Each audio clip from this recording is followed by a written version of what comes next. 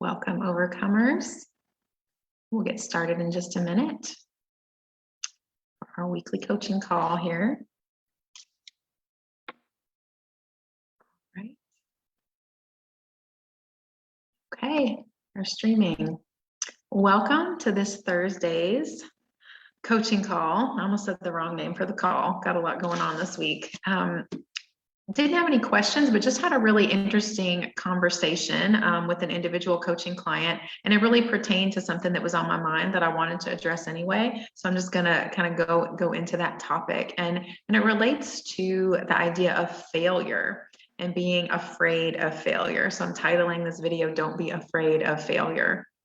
I'm gonna tell a quick personal story and then just go a little more in depth here. So I've been thinking about this a lot in my personal life the past few weeks because, as some of you may know, I've mentioned before, I've been doing a Kickstarter campaign, which is a crowdfunding campaign. Kickstarter is a crowdfunding platform to raise money for a business, for a small business to launch a particular project or group of projects to really, get some funding to jumpstart or kickstart some projects. And so I'm doing the Kickstarter campaign right now. It ends Saturday morning, and I'm looking to fund some particular projects for my physical business here in my art therapy studio, not directly related to this online work that I do. So I've been real excited about it. And then as is common with Kickstarter campaigns, in the middle, there tends to be this plateau. So I had a real good start, then there's a plateau. It's a 30-day campaign, and the rules with Kickstarter are it's all or nothing. So it's different from some other crowdfunding platforms in that if you don't raise your full amount that you've set your goal for, then you don't receive any of the pledges that people have made towards your campaign. And so I'm here like less than 48 hours to go, and I'm not at my goal. And so for the past couple of weeks, really, I've been wrestling with, what if I don't reach the goal? Like, will I feel like a failure? This is something I've had to be really public with. Frankly, I'm getting so sick of social media because I'm posting right now, like every day, about this Kickstarter campaign. It's like I'm sick of talking about myself. I'm sick of trying to act excited about it when I have moments where I feel like, oh, like we're not going to reach the goal. And so I've really had to make myself stick with this upward momentum and keep focused on my goal. So what I have been doing every day since I started the Kickstarter campaign, which is almost 30 days now, is I'm writing in a journal my goal as if it's already happened and what that feels like for me. So every day I have written down, I have exceeded my Kickstarter campaign goal. This feels so light and free and joyful in my body. I have the funding to pursue these projects without having to wait to do them later, without having to think about how I can cut corners. I have the full, just flexibility to do these projects the way I've envisioned them.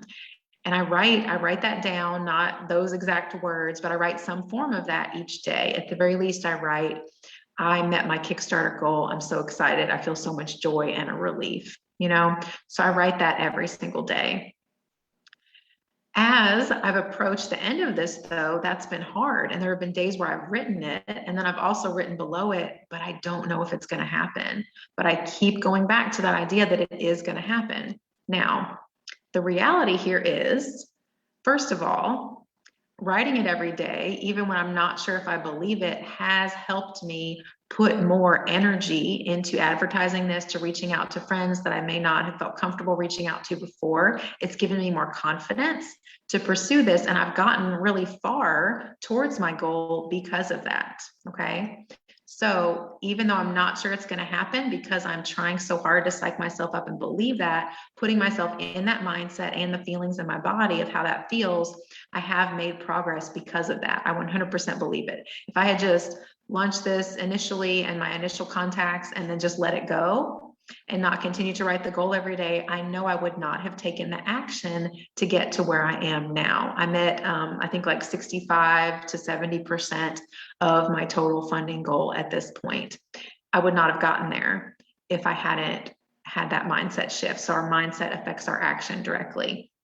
So I put in that mindset work, it affected my action. Now, Second point, I still may not reach the goal, okay? And this is something that's hard for us when we tend to be perfectionistic. We want to be all or nothing. Like I said, the Kickstarter campaign's all or nothing.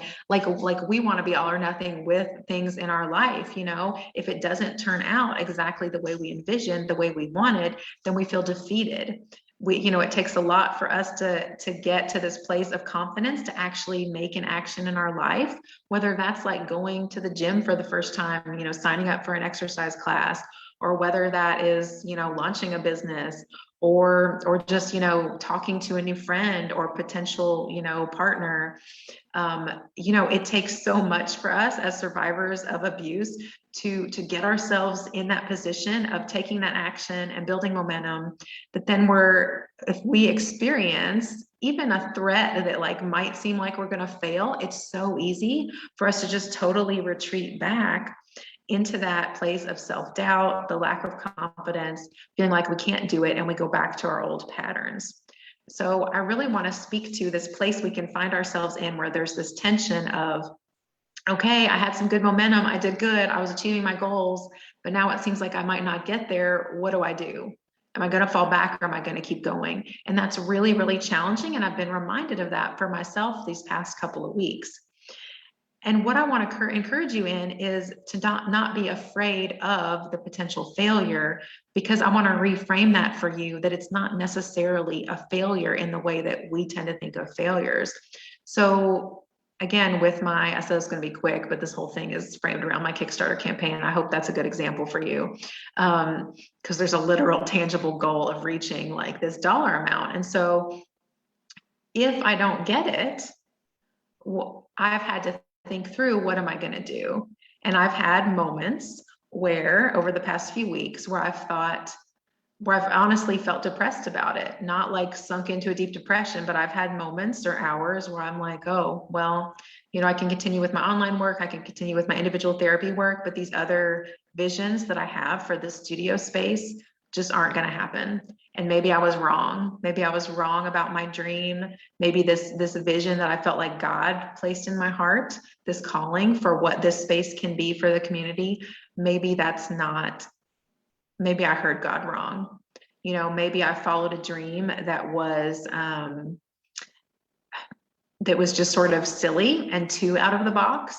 And maybe I just need to do the regular therapy and the coaching and be more in the box. I've had moments of having those thoughts.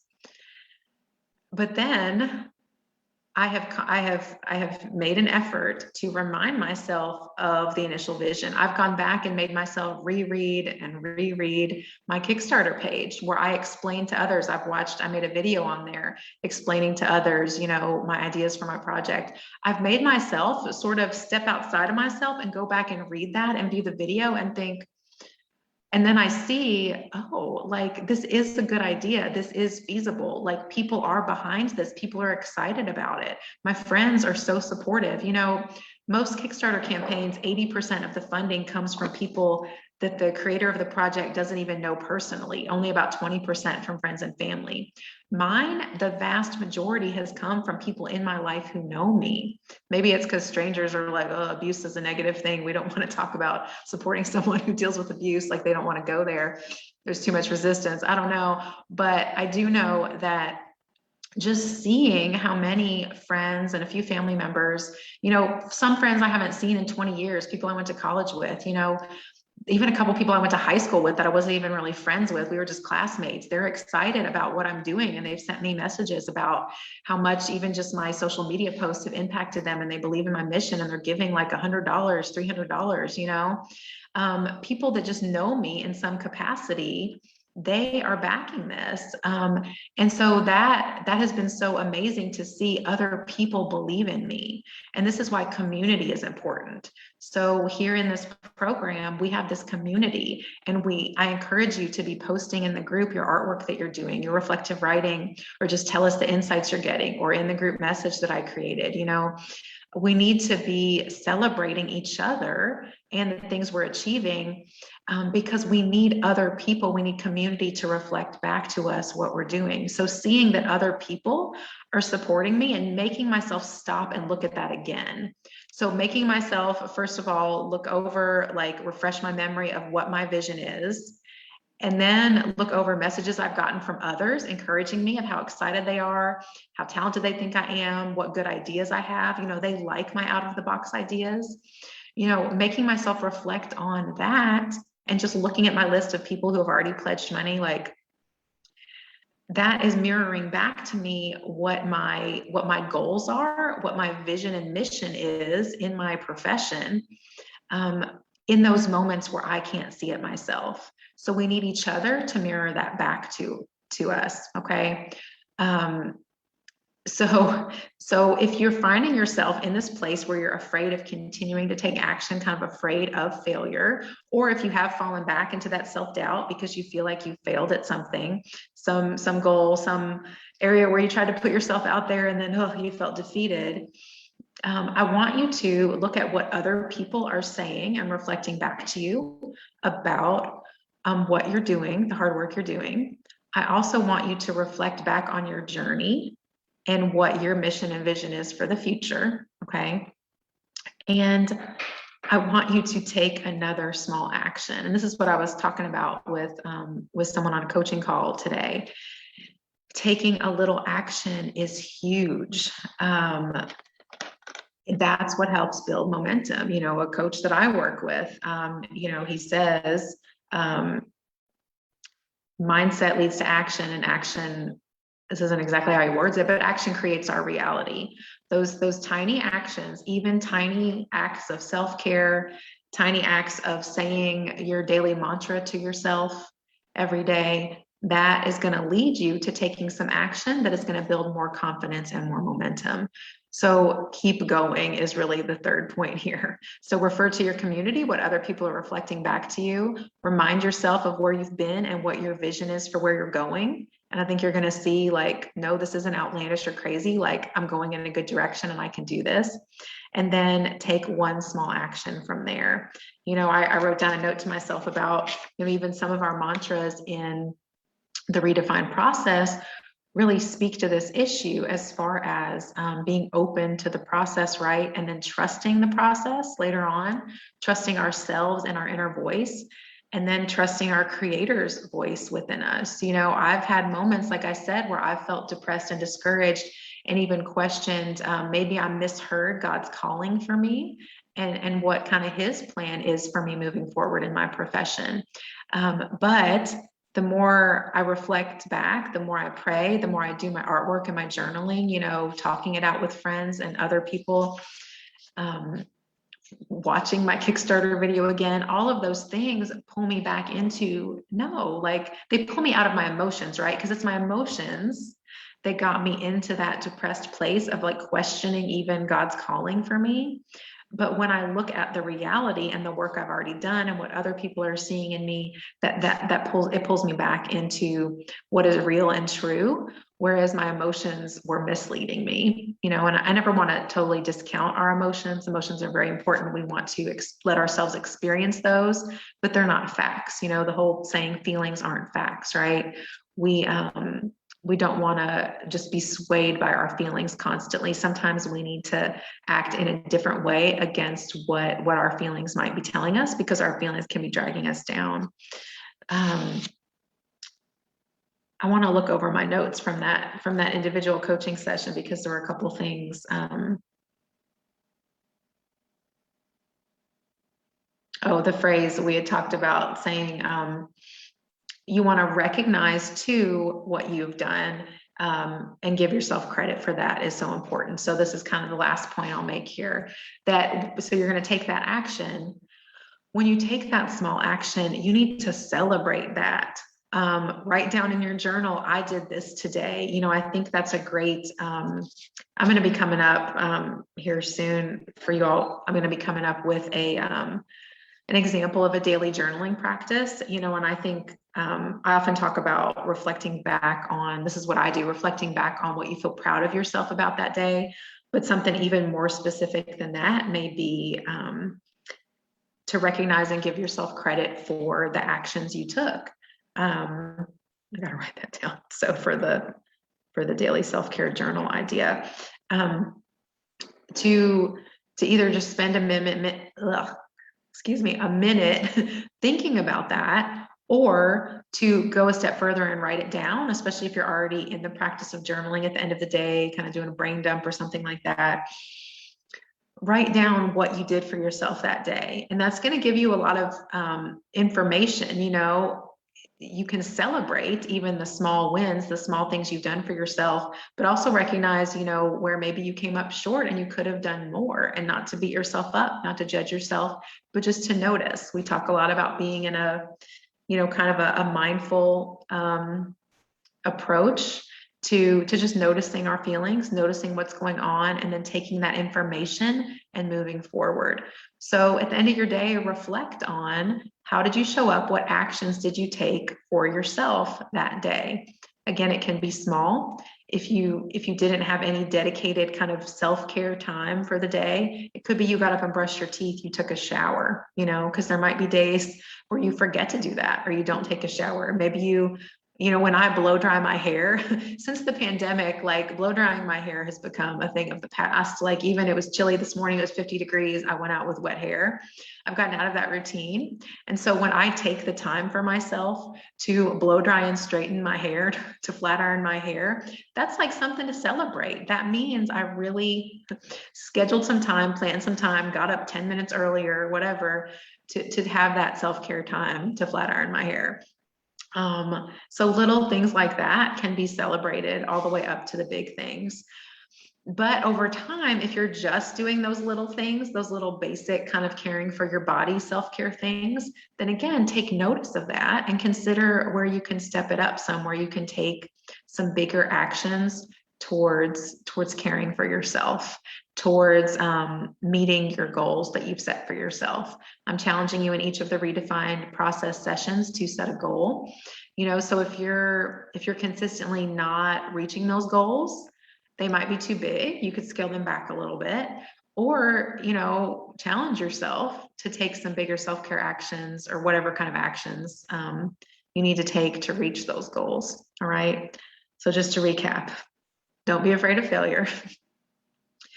We can reframe failure as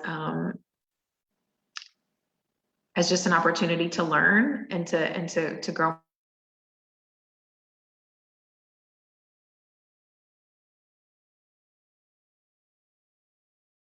Coming with a backup plan for myself for the Kickstarter. So if I don't reach my goal, which I'm still pushing, because I received a large amount just yesterday from letting people know the deadline was almost here. So I think I can make it. But if I don't, worst case scenario, I can reach out individually to those friends and family members who pledged money and ask if they would mind just giving me those donations directly, right? I can still give them their rewards associated with that, like things I can do for them. And those who wanted a reward, I can still do that just outside of the Kickstarter platform. Not everybody will be comfortable with that, but some people will. And that's going to be better than nothing, right? And those people will feel good that they still got to back my project. They still got to help support me in my business that they feel passionate about. So I've got that backup plan. And I've learned so much in this process, even just the stuff that I'm sharing with you today, the fact that I had to stop and reflect on, okay, how do I feel about potential failure? That whole process I've gone through has been so important.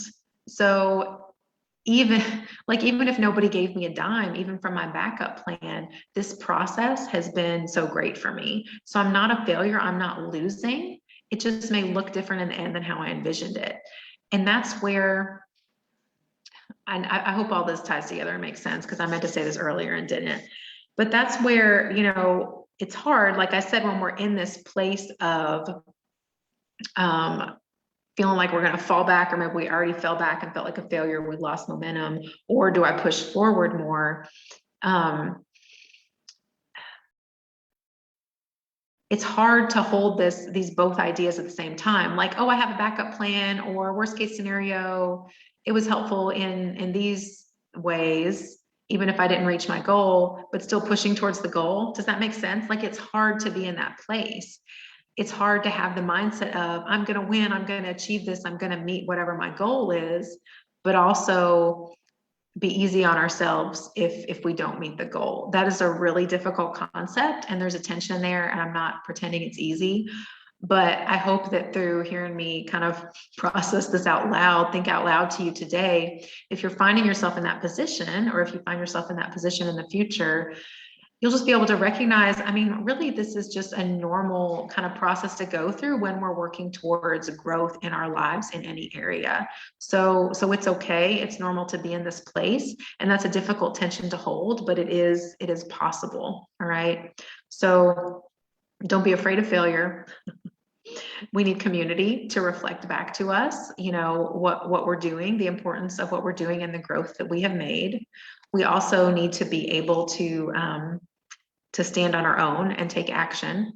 And in the end, it's about holding this balance between still focusing on our goals, still having the mindset we can achieve them, but also not judging ourselves if we don't, and seeing kind of being able to reflect on good things that happened, even if we didn't reach that ultimate goal. All right. Hope that made sense. It was a little all over the place. I always think I'm not going to talk the whole 30 minutes when it's just one topic, but I do. Let me know if this was helpful for you. Let me know any thoughts you have in the comments on the Facebook post about this. And I look forward to seeing you next week. One quick announcement, I'll just keep kind of updating you as I go through this, that I am working on setting up an app for the Redefined Process program, so that we would eventually have the community aspect mixed, on the same platform as where the program content is. I could also do lives, I believe, on the app.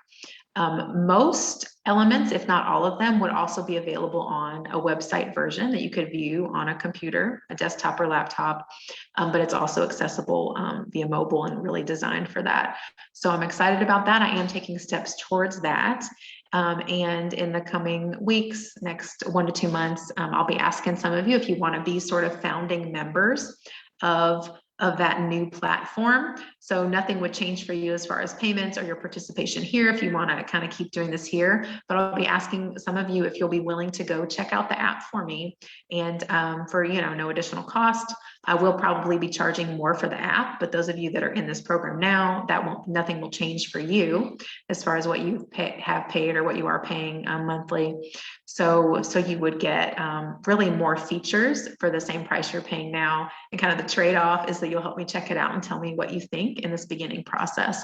So yeah, I would love to hear your thoughts about that once we get started. But if you want to tell me you'd be willing to participate, feel free to raise your hand and let me know. But I will be reaching out to you in the next few weeks as I start to get that going, to get your input on it. All right. Thank you so much. I'll see you next week.